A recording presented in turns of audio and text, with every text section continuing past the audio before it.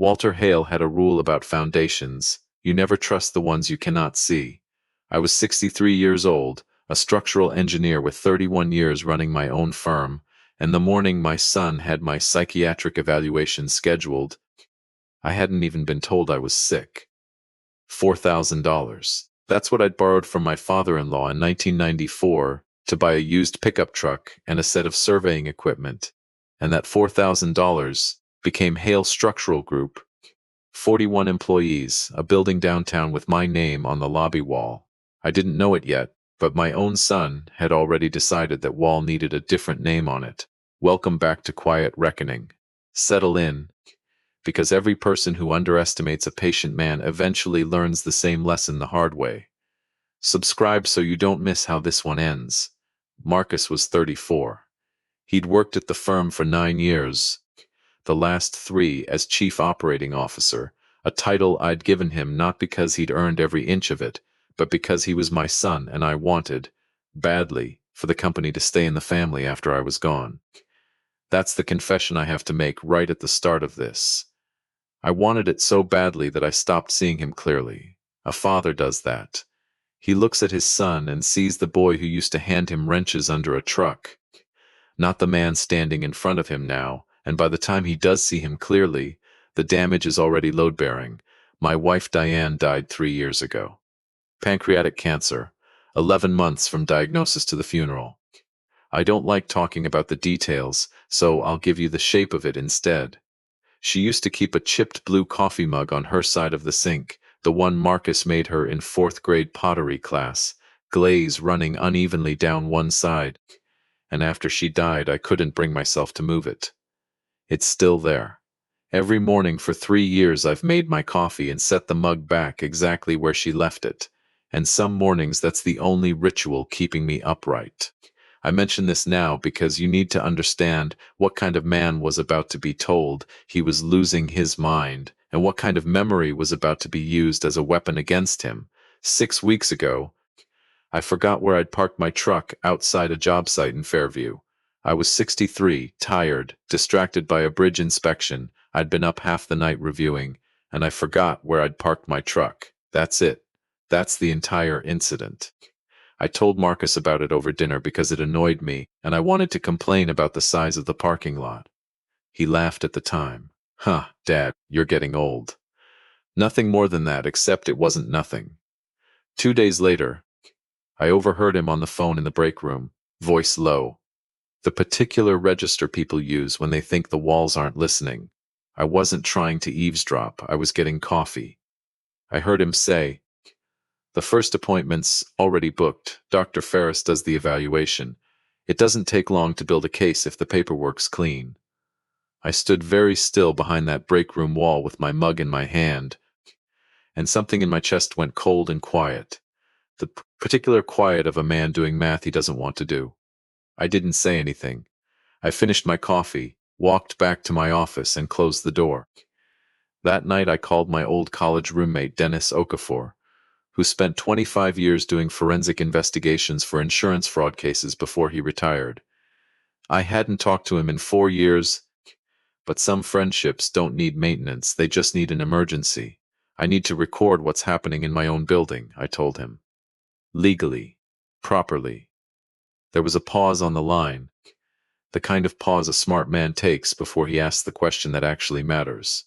"Walter, what's going on? I think my son is building a paper trail to have me declared incompetent." Dennis didn't laugh. He didn't tell me I was being paranoid, which I appreciated more than I can say, because at that point I half wanted someone to tell me I was wrong. "Single-party consent state?" he asked.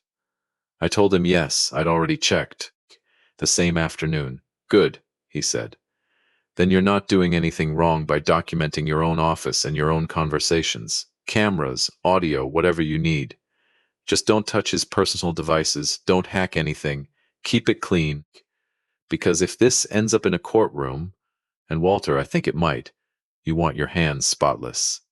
Dennis came out himself 2 days later with a colleague who still did security consulting on the side, a woman named Priya who didn't ask a single unnecessary question, which told me she'd done this kind of work before, for other families falling apart in exactly this quiet, procedural way. They installed 4 cameras, one in my private office, angled to catch the desk and the door, one in the conference room where the executive team met every Tuesday and Thursday, one in the reception area outside my office, where people waited and talked when they thought no one could hear them, and one, at my specific request, in the break room, because that's where I'd already heard one thing I wasn't supposed to hear, and I had a feeling it wouldn't be the last, all motion activated, all feeding to an encrypted app on my phone, and a cloud server Priya set up under my name alone, legal, documented, mine. I did not tell Marcus. I did not tell anyone at the office. For the first time in 34 years of building things I could see, I was quietly building something I couldn't, and I needed everyone around me to keep behaving exactly the way they'd been behaving, which meant they could not know I was watching. The first thing the cameras caught wasn't Marcus.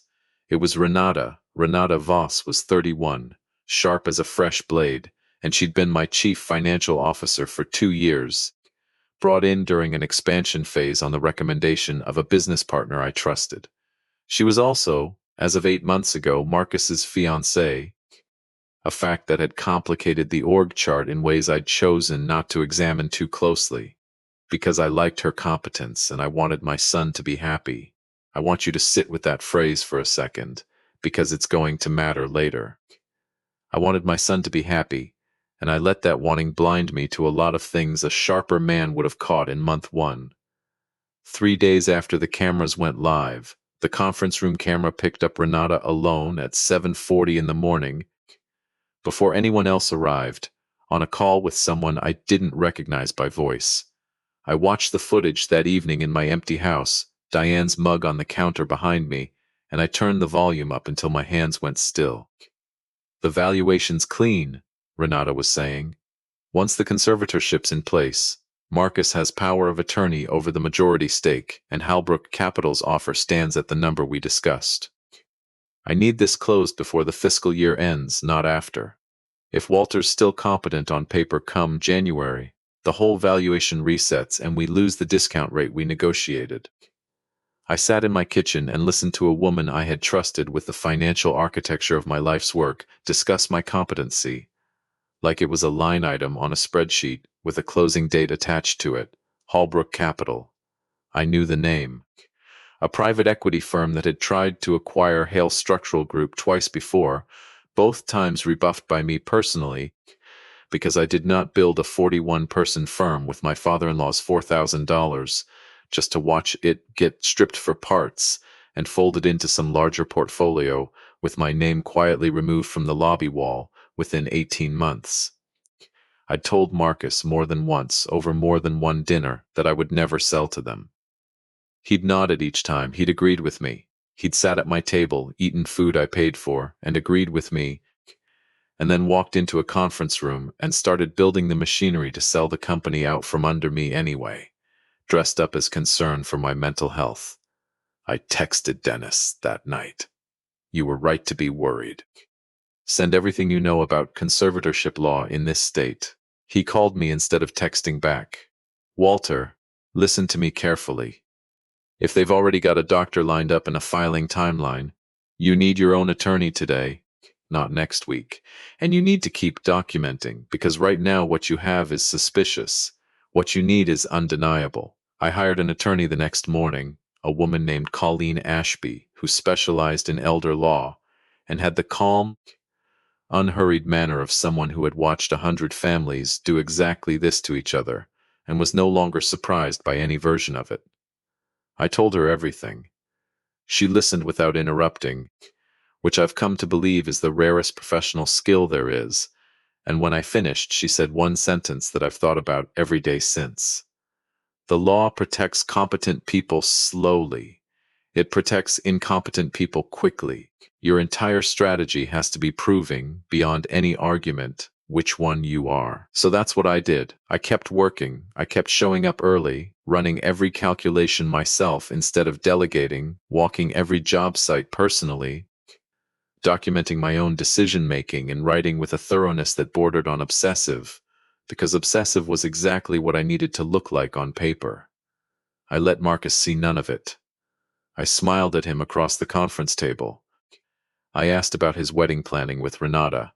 I was, I think, more pleasant to both of them during those 3 weeks than I had been in the entire year prior. And if that sounds strange, understand that it was strategy, not forgiveness. A quiet man who is preparing does not tip his hand by getting angry early.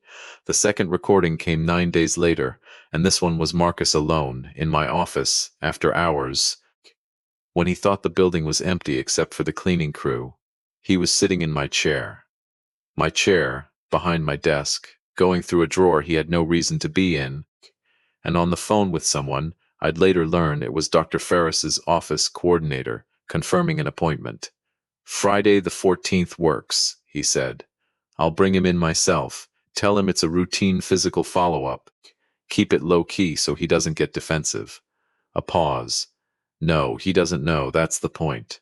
I sat in my truck in the parking lot outside the office. I'd started staying late to review the footage in private, in the cab of my truck, because it felt like the only place in the world where no one could watch me watching them. And I felt something in my chest that I want to describe honestly, because I think honesty matters more than drama here. It wasn't rage. Rage would have been almost comforting, something hot and simple I could have burned off by hitting something. What I felt was colder than that. It was the particular grief of watching your own reflection turn around and pick up a weapon. I thought about Diane. I thought about her sitting at our kitchen table the year Marcus turned 16, telling him, I remember this specifically because he just wrecked her car, and I was ready to take the keys away for a year. Your father built everything we have with his hands and his patience. And one day that patience is going to run out for real reasons, not this. Don't waste it on something small. He hadn't wasted it on something small. He'd waited 17 years and then spent it on something enormous. I didn't know it yet, sitting in that parking lot.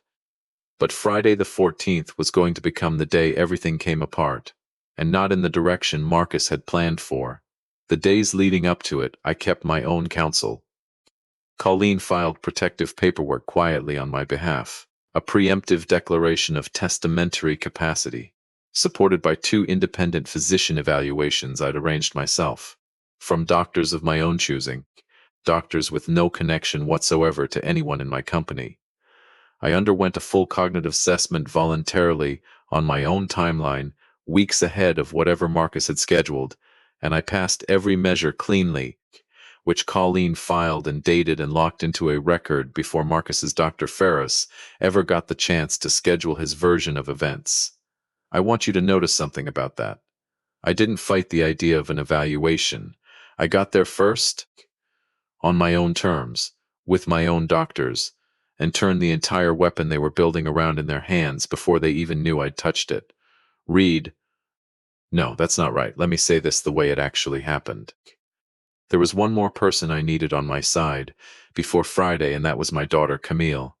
Camille was 29, an emergency room nurse 2 states away, and she had always been closer to her mother than to me, a fact I'd made an uneasy peace with over the years, because Diane and Camille shared something I couldn't compete with, and had stopped trying to. Camille had no stake in the company. She'd never wanted one.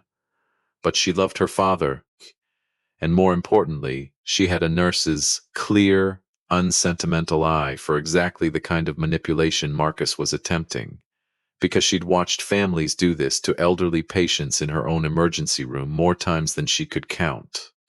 I called her on a Tuesday night and told her everything, every recording, every date. I sent her the audio files, one by one, and I listened to her go quiet on the other end of the line in a way that told me she was doing the same cold math I'd done in that break room 3 weeks earlier. Dad, she said finally, I'm coming home Friday. You don't have to do that. I know I don't have to. I'm doing it anyway. A pause and then, quieter, does he know what he's actually doing to you? Does he understand what this would have looked like to Mom? I didn't have an answer for that. I still don't, fully. But I knew, hanging up that phone, that Friday the 14th was no longer going to be Marcus's appointment. It was going to be mine. That Friday morning, I made my coffee, set Diane's chipped blue mug back exactly where it belonged, and drove to the office early, the way I had every day for 31 years. I didn't know it yet, but by sundown, the company my father-in-law's $4,000 had built into something worth protecting was going to still be mine, and the two people who had tried to bury it, and me, alive inside their own paperwork, were about to discover that the ground beneath their plan had never been as solid as they believed. Friday the 14th started like any other Friday, which is exactly how I needed it to start. Routine is armor. If Marcus had sensed anything in me, any tightening around the eyes, any change in the rhythm of how I moved through my own building, he might have delayed, and I needed this to happen on his timeline, not a revised one, because Colleen had built the entire legal foundation around this specific date. So I drank my coffee. I reviewed a set of shop drawings for a parking structure in Millbrook. I answered emails. I was, by every outward measure, a man having an unremarkable Friday. At 9:15, Marcus knocked on my office door with the particular softness people use when they've rehearsed being gentle. "Dad, you got a minute? I want to grab an early lunch, catch up. It's been a while since it was just us." It had, in fact, been a while since it was just us, and I understood immediately why he wanted it to be just us today. Fewer witnesses, a quieter, more controllable setting to walk me toward Dr. Ferris's office under the guise of a friendly outing. I looked at my son's face, the face I had watched change from an infant's to a teenager's to a grown man's, and I felt the strangest mixture of grief and clarity, the two things arriving together, instead of one after the other the way I'd always assumed they would. "Sure," I said. "Give me 20 minutes to finish this drawing review." He smiled, and I noted it the way I'd learned to note things over the past 3 weeks, filing it away without letting my face show that I was filing anything at all. It was a smile of relief, the smile of a man whose plan is proceeding exactly on schedule. While he waited in the break room, I made 2 calls. The first was to Colleen, 4 words. "It's happening today." The second was to Camille, who was already 20 minutes from the office, having driven through the night and slept 2 hours in a motel off the interstate, rather than tell me she'd already arrived, because she wanted to be close by without tipping anything off early. "I'm coming to the office," she said. "Not the restaurant. The office. I'll be there in 20. At 9:40, Marcus and I walked out to his car instead of mine, which was itself a small tell I filed away. He wanted control of the vehicle, control of the destination, control of the timeline. We hadn't gone 3 blocks before I said conversationally, looking out the window at a building I'd inspected for structural fatigue 11 years earlier, "Where are we actually going?" "Marcus?" He didn't answer immediately, and that hesitation told me everything the recordings already had. "There's a good diner off Route 9, he said. "Thought we'd try somewhere new." "Is it new?" I said. "Or is it near Dr. Ferris's office?" I watched something happen in my son's face in the rearview mirror's reflection off the passenger window, a small collapse behind the eyes. The look of a man realizing the ground he's standing on has just shifted without warning. He didn't answer right away. His hands tightened slightly on the wheel. "Dad, what are you talking about?" "I heard you in the break room 3 weeks ago," I said. "On the phone, building a case, you said. Clean paperwork. I heard Renata on a call about a conservatorship, an evaluation discount, and a company called Halbrook Capital that I have told you more than once at my own dinner table I would never sell to. And I heard you, 9 days ago, sitting in my chair in my office, telling Dr. Ferris's coordinator that you'd bring me in without telling me why. Because, and I'm quoting you directly here, son, he doesn't know. That's the point." The silence in that car lasted 11 seconds. I counted them, the way I count load calculations, out of habit, out of the need to hold on to something precise while everything else went uncertain. "You've been recording me," Marcus finally said, and his voice had gone thin in a way I hadn't heard since he was 19 years old and I'd caught him lying about a fender bender. "I've been documenting my own office," I said. "Legally. In a state where that's entirely within my rights. I'd have preferred not to need to. I'd have very much preferred my own son to come to me directly if he had genuine concerns about my health, the way a son is supposed to, instead of building a paper trail with a private equity firm's fingerprints all over it. It's not what you think, he said, and I want to tell you, because this matters, that there was a flicker of something almost pleading in his voice, something that made me believe even in that moment that some part of my son still wanted to be a good man and simply hadn't found the courage to be one under pressure. Renata came to me with the numbers. Halbrook's offer is real. It's generous. It would set us up for the rest of our lives, and you're 63, Dad. You work 11-hour days. You're not going to want to do this forever. And I thought, you thought you'd decide for me, I said, on a timeline that benefited Renata's valuation discount rather than my own life. You thought wrong, Marcus. And here's the part I need you to understand clearly, because I don't think you do yet. I underwent a full cognitive evaluation 2 weeks ago, voluntarily. My own doctors, my own timeline. I passed every measure. My attorney has it filed and dated, and it predates whatever appointment you had scheduled for me today by 14 days. Whatever Dr. Ferris was going to tell you this afternoon, it was never going to matter, because the paperwork you needed to make your case had already been made obsolete before you scheduled the appointment that was supposed to create it. I watched my son's hands go white on the steering wheel. He pulled the car over into a gas station lot, not because he needed gas, but because I don't think he trusted himself to keep driving while his entire plan came apart in real time. You had me investigated, he said, and there was something almost wounded in it, as though I was the one who'd broken a trust rather than the reverse. And that particular inversion, the manipulator recasting himself as the injured party, is something I want every person listening to this to recognize, because it happens in families more often than any of us want to admit. No, I said. I protected myself from being buried alive in my own company by my own son. There's a difference, and I think somewhere in you, you already know it. We sat in that gas station parking lot for a long moment. A truck idled at the pump beside us. Somewhere a bell rang as someone walked into the convenience store. Ordinary sounds, ordinary Friday, and inside that car, 34 years of fatherhood sat cracked open on the dashboard between us. I need you to take me back to the office, I said finally. There are people I need to speak with. He didn't argue. He drove us back in silence, and I watched the city pass by outside the window. The buildings I'd inspected over 3 decades, the bridges I'd certified, the foundations I'd poured my life into checking and rechecking, because a structural engineer who gets careless doesn't just lose a client, he loses lives. And I had never once in 31 years been careless with a single calculation.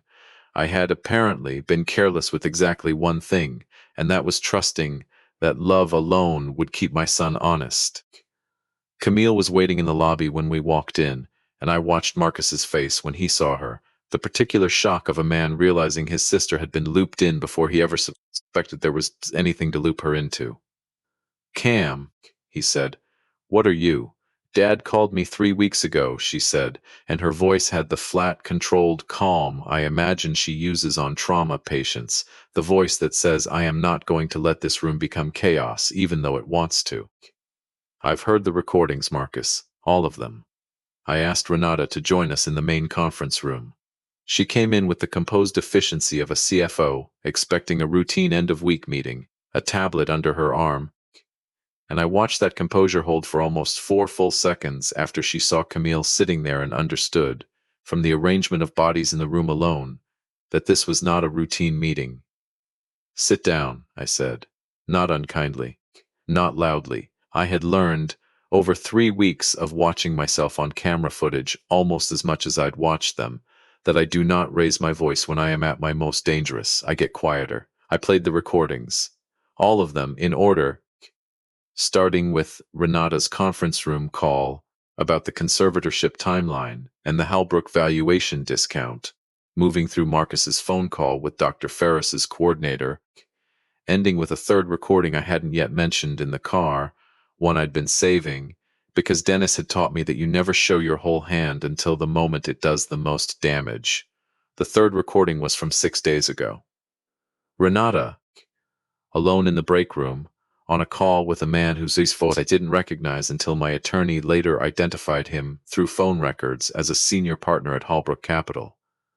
Once the deal closes and the retention bonus clears, Renata had said, laughing, easy, unguarded in the way people only are when they believe absolutely no one is listening, I don't need Marcus running point on anything long term. He's useful for now. He's not useful forever. A pause, and then, casually, devastatingly, he thinks this is our future. It's my exit. I watched my son's face while that recording played.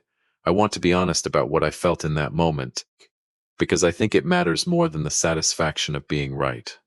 I felt no triumph. I felt the specific aching grief of watching your child discover, in the same instant and in the same room, both that he had betrayed his father and that he himself had been betrayed by the person he'd done it for. Two losses arriving at once, indistinguishable from each other, landing on a face that had once been 6 years old and asleep against my shoulder on a car ride home from his grandmother's house. That's not. Renata started. Don't, Camille said, and there was something in her voice, some inherited flatness from her mother, that made even Renata stop talking. Marcus hadn't said a word since the recording ended. He was staring at the table, and when he finally looked up, he looked at Renata first, not me. And I watched something in his expression harden into a version of clarity that had come roughly 17 minutes too late to change anything meaningful. Is that true? He said to her. Marcus, it's not what it. Is that true? He said again, louder this time, and I understood, watching my son's voice crack on his fiancée's name for the second time in an hour, that whatever grief was moving through this room, it was not moving in only one direction. I let the silence sit. I have learned in 63 years that silence does more work in a room like this than any speech I could give. I built this company, I finally said, with $4,000 your grandfather lent me in 31 years of getting up before the sun. I built it while your mother was alive to watch me build it, and I kept building it for 3 years after she died because it was the only project I had left that still felt like it belonged to both of us. I was never going to sell it to Hallbrook Capital. I told you that at my own table, and instead of respecting that, instead of coming to me like a son, you built a machine designed to declare me incompetent, so that machine could decide for me. So let me be very clear about what happens now. I laid it out plainly. Colleen's filings were already in place, protecting my competency status beyond any legal challenge either of them could mount. I was, effective immediately, restructuring the executive leadership of Hale Structural Group. Renata's position as chief financial officer was terminated, effective that hour, with cause, supported by recorded evidence of her attempting to negotiate an unauthorized acquisition and misrepresenting company valuation to an outside buyer without board authorization. A termination that, Colleen had already confirmed, would follow her through every reference check in the industry for years to come. Marcus's position was more complicated, and I want to be honest that it took me longer to decide than it took me to decide about Renata, because deciding about my son meant deciding about my son, not just a chief operating officer who had broken faith with a client. You have 30 days, I told him, to decide whether you want to stay in this company as an employee who reports through proper channels like anyone else, starting from zero trust and rebuilding it the slow way, the honest way, or whether you'd rather walk away with your severance and figure out who you're going to be without my last name opening doors for you. I am not deciding that for you. That's the difference between what I'm doing right now and what you tried to do to me 3 weeks ago. I'm giving you a choice. You tried to take mine. He didn't answer that day. He left the building, and Renata left separately. 10 minutes later, her tablet still under her arm, her composure gone entirely, and I stood at my office window and watched 2 cars pull out of the parking lot in different directions, toward 2 different versions of a future that no longer included each other, and felt no satisfaction at all, only the tired, hollow quiet of a man who has just finished performing surgery on his own family, Camille stayed with me that night. We sat in my kitchen, and at some point she noticed the chipped blue mug on the counter and went quiet. And I told her, for the first time, why I still kept it there, and she cried, and I let her, and I didn't cry myself, because I had used up whatever tears I had 3 weeks earlier in a parked truck outside my own office building. I didn't know it yet, sitting in that kitchen with my daughter, but the 30 days I'd given my son were about to become the hardest month of both our lives. And somewhere in that month, at an anniversary gala I hadn't planned to hold, everything that was still broken between us was going to break open in front of everyone who mattered, before it could finally slowly begin to heal. The 30 days that followed were the strangest month of my professional life. I kept working. I kept walking job sites, reviewing calculations, showing up before the sun the way I had for 3 decades. Because a company doesn't hold itself together on sentiment, it holds itself together on people doing their jobs. And I was determined that whatever else happened inside my family, Hale Structural Group was not going to fall apart on my watch. Camille went back to her hospital 2 states away, but she called every night, sometimes just for 5 minutes. Sometimes long enough that I fell asleep on the phone with her the way I used to when she was small and afraid of thunderstorms. Marcus didn't come to work. He didn't quit either. He existed in that particular limbo I'd given him. 30 days to decide who he wanted to be, and I understood, watching the silence stretch, that some decisions are too large to make quickly, even when the clock is running. I found out later, from Colleen, that Renata had not gone quietly. 2 weeks into the 30 days, she began making calls of her own, not to Halbrook Capital this time, but to members of my board, a group of 11 longtime advisors and investors I'd assembled over the years, people who trusted me because I'd never once given them reason not to.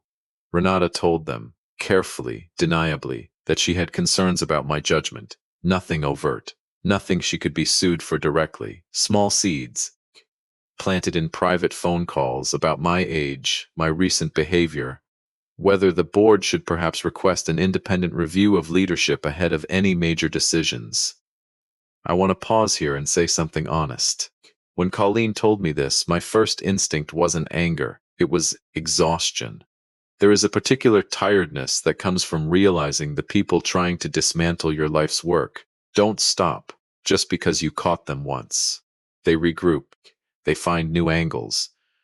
And a man my age, having already spent one entire month fighting to prove he was still himself, feels that exhaustion in his bones in a way that no cognitive evaluation can measure. But I had built things for a living. I understood better than most that a structure under sustained pressure either finds its true load path or it fails, and I was not going to fail. Not with Diane's name about to be on the biggest event of the year. The 40th anniversary of Hale Structural Group was 3 weeks out, and I had already committed, months earlier, before any of this began, to renaming the company's annual scholarship program the Diane Hale Legacy Award, funding 4 full engineering scholarships a year for young women entering the field my wife herself had wanted to enter in 1987, before a guidance counselor told her structural engineering wasn't really something girls did, and she'd gone into accounting instead and spent the next 30 years quietly, meticulously keeping the books for the company she'd helped her husband build, because if she couldn't design the buildings, she'd at least make sure the numbers behind them never lied. I was not going to let anything, including my own son's betrayal, take that gala away from her memory. 10 days before the event, Marcus finally came to see me. Not at the office. At my house on a Sunday evening, standing on the porch with his hands in his pockets, the way he used to stand there as a teenager working up the nerve to tell me he'd wrecked the car. "Can I come in?" he said. I let him in. We sat at the kitchen table, Diane's mug on the counter behind him, and for a long time neither of us said anything. "I've been staying with a friend," he said finally. "Not Renata. We're done. I don't know if you heard." "I heard some of it," I said. "She called me 2 weeks after everything happened and told me the Halbrook deal was still viable if I could get you removed some other way. She said it like she was doing me a favor. Like I should be grateful she still had a plan. He looked down at his hands. I told her to lose my number. I let that sit. I wasn't going to make this easy for him, not because I wanted to punish him further, but because I needed to know whether the man sitting across from me had actually changed or was simply out of better options. I've had 30 days to think about why I did it, he said. I keep coming back to the same thing, and I don't like it, but I think it's true. I spent 9 years at that company watching you make every real decision, and even when you gave me the title, I never felt like I actually had the company. I felt like I was renting it from you. And when Renata came to me with a way to actually own something, actually be the one deciding instead of the one being decided for, I think some part of me wanted that badly enough that I stopped asking whether it was right. That's an explanation, I said. It's not an excuse. I know, he said, and his voice cracked on it in a way that told me he meant it. Dad, I know. What I did to you, he stopped, started again. You built that company out of nothing. You built it while Mom was alive, and you kept building it after she died, because it was the last thing that still felt like her. And I tried to use a fake diagnosis to take it away from you and hand it to strangers who would have gutted it in 18 months. I don't know how to apologize for that in a way that's big enough. You don't, I said. There isn't a sentence big enough. There's only what you do next. He nodded slowly. The gala's in 10 days, he said. I heard Renata's still working the board. I want to help you stop it. Not because I'm trying to earn my way back into the company. I understand if that's gone. I want to help because it's the right thing to do, and I think I've spent 30 days finally remembering what that looks like. I looked at my son across that kitchen table for a long moment. I thought about a 6-year-old asleep against my shoulder. I thought about a 19-year-old lying about a fender bender. I thought about a 34-year-old sitting in my chair at 7 in the morning telling a doctor's office coordinator that I didn't need to know. All the same person, somehow, all at once. Help me, I said, and we'll see what comes after that. The night of the gala arrived cold and clear. 400 guests in the ballroom of the Kensington Hotel downtown. 40 years of clients and employees and their families gathered under string lights. A wall-sized photograph of Diane at 26, standing in front of the very first job site the company ever completed, smiling in a way that still, 3 years later, made my chest tighten every time I looked at it. I gave my remarks early in the evening, the standard anniversary speech, 40 years, $4,000, a truck and a set of surveying equipment, the story everyone in that room had heard some version of before. I announced the Diane Hale Legacy Award formally, watched the first 4 scholarship recipients stand at their table to applause, young women who would go on to design buildings my wife never got the chance to. I did not know, standing at that podium, that Renata Voss had walked into the ballroom 20 minutes earlier as the +1 of a board member who hadn't known better than to invite her. She made her move during the reception, working the room the way she'd always been good at working a room, and I only learned what she'd said because 3 separate board members came to find me independently, all within the same 20 minutes, all with some version of the same troubled expression. She had told them, over drinks, casually, that the entire Legacy Award was, in her words, a sentimental gesture from a man who's been slipping for months, spending company resources on a tribute to his dead wife instead of protecting shareholder value. She said it lightly, deniably, dressed up as concern, the same tactic she'd used for weeks.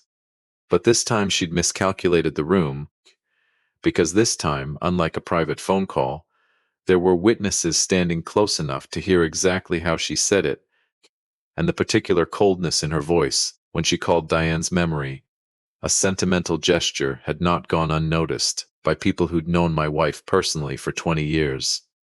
I found her near the bar, glass of champagne in hand, still composed, still certain of her own footing even now.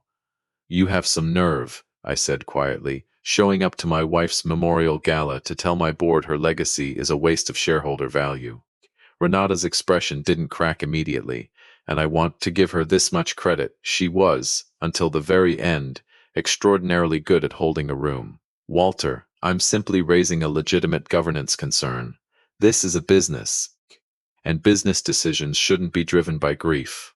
My wife, I said, and here my voice did the thing I had not let it do in 31 days. It thinned, it shook slightly.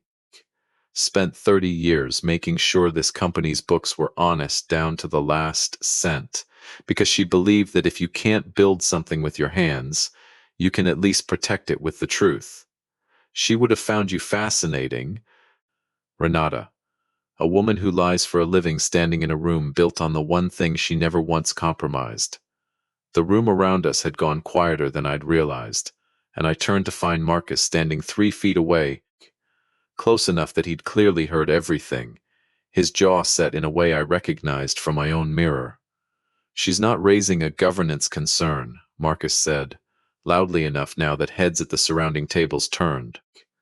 "She's finishing a plan she started 3 months ago to have my father declared incompetent so she could sell this company out from under him to Halbrook Capital. I know because I helped her start it, and I have spent the last 30 days trying to undo it." The ballroom, 400 guests strong, went very still. What happened next happened quickly, the way a structure fails quickly once its load path finally gives. Though the pressure that caused it had been building for months.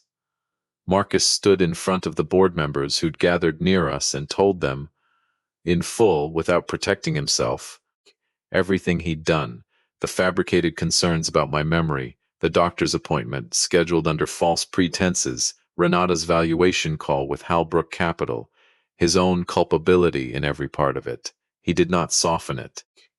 He did not make himself the victim of the story.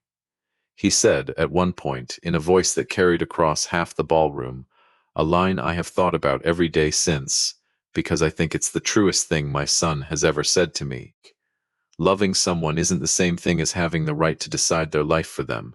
I forgot that for a while. I don't intend to forget it again. Renata left the gala 11 minutes later, alone, her champagne glass abandoned on the bar. And I heard afterward, not from Marcus, who never brought it up again, but from Camille, who heard it through the industry grapevine, that Halbrook Capital quietly withdrew from any future acquisition conversations. Once word of the recorded valuation call reached people who mattered to their own reputation. Renata's name, as Colleen had predicted months earlier, did not survive the reference checks that followed her into her next several job searches. The board did not vote to challenge my competency that night, or ever. Colleen's filings, and now Marcus's own public testimony, had made the question not just unnecessary but faintly absurd to anyone paying attention. 3 of the board members who'd approached me earlier that evening apologized for ever having entertained the conversation at all, and I told them there was nothing to apologize for. That Renata was, after all, very good at her job, right up until the moment she wasn't.